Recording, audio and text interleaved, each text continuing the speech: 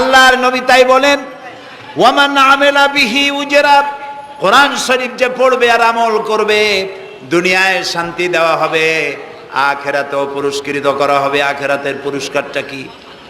নবীজি বলেছেন, মান কারাল কোরআনা ফাস্তাজহারাহু ফাহাল্লা হালালাহু ওয়া হাররামা হারামাহু আদখালাহুল্লাহুল জান্নাহ ওয়া শাফাআহু ফি আশরাতিন মিন আহলি বাইতিহি কুল্লুহুম কাদ ওয়াজাবাত লাহুন নার। সাদাকান নবী সাল্লাল্লাহু আলাইহি ওয়াসাল্লাম। নবী করিম সাল্লাল্লাহু আলাইহি ওয়াসাল্লাম বলেছেন, যে ব্যক্তি কোরআন পড়লো, বুঝলো, আর কোরআনের হালালকে হালাল জেনে চললো, হারাম থেকে বিরত থাকলো, আর কোরআনের আইনকে প্রতিষ্ঠিত করার আন্দোলনে শরীক হলো, সুবহানাল্লাহ গণ, এরকম লোককে আল্লাহ তাআলা কিয়ামতের দিন জান্নাত দান করবেন। সুবহানাল্লাহ।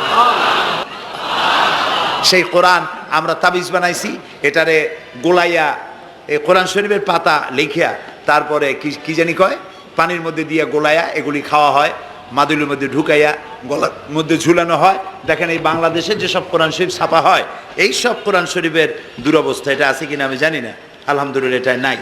কোন কোরআন শরীফ যে বাংলাদেশে ছাপা হয়, সেগুলিতে লেখা থাকে সূরায়ে মায়েদার নকশা, সূরা ইউসুফের নকশা, সূরায়ে বনি ইসরাইলের নকশা। এই নকশা লিখা গলায় ঝুলাইলে পেটে ব্যথা ভালো হবে, ওই নকশা ঝুলাইলে মেয়ের বিয়ে হবে তাড়াতাড়ি, এই নকশা ঝুলাইলে যে মেয়েকে পছন্দ করো বিয়ে করতে পারবা তাড়াতাড়ি।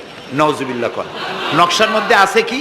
নকশার ভিতরে আছে 1293, 1711, 513 হাবিজাবি কতগুলো নাম্বার দিয়া তারপরে লাল কালি দিয়ে দাগ দিয়ে ধান্দাবাজি করা। এরপরে ওই ধান্দাবাজি তাবিজের কোনায় কোনায় লেখে ইয়া জিব্রাইলো, ইয়া মিকাইলো, ইয়া ইসরাফিলো, ইয়া আজরাইলো। উপরে লেখে ইয়া বদুহ, নিচে লেখে ইয়া বদুহ। আমি একজন তাবিজ লেখককে জিজ্ঞেস করলাম, ভাই ইয়া আজরাইলু ইয়া মিকাইলু তো বুঝলাম, ইয়া বদুহ কি? কয়ে, হুজুর আমি নিজেও বুঝি না বদুহ কি। এই হলো তাবিজ। এই তাবিজ লেখার জন্য আল্লাহ তাআলা কোরআন নাজিল করেন নাই। কথা কি বুঝে আসছে?